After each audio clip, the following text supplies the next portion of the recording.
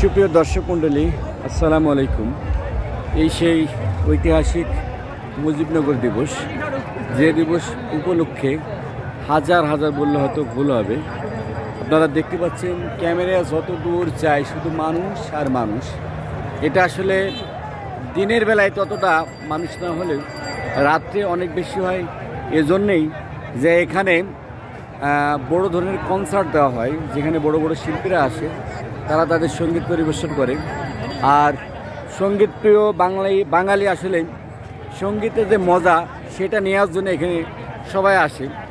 আর এসে এমন পরিবেশ তৈরি হয়, আসলে সঙ্গীতের যে মজা সেই মজাটা পায় না। একে অপরের যে কথা, সেই কথাগুলা বলতে বলতে ওদের সময় শেষ হয়ে যায়। আসলে মুজিবনগর দিবস উপলক্ষে এখন আর মানুষকে বলতে হয় না, এটা প্রচার লাগে না। এমনিই মেহেরপুর জেলা সহ আশপাশের জেলা চুয়াডাঙ্গা, কুষ্টিয়া এলাকার লোকজন জানে যে মুজিবনগরে এই 17 এপ্রিল রাত্রে কনসার্ট হয়।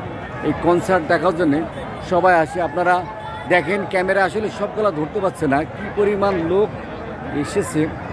ওই যে উপরের দিকে দেখেন, উপরের দিকেও লোক আছে। ওই লাইটিংয়ে বুঝতে পারছেন না, কিন্তু অনেক অনেক অনেক লোক দাঁড়িয়ে আছে ওখানে। ওরা নিজেরা ভিডিও করছে। ভালো থাকবেন।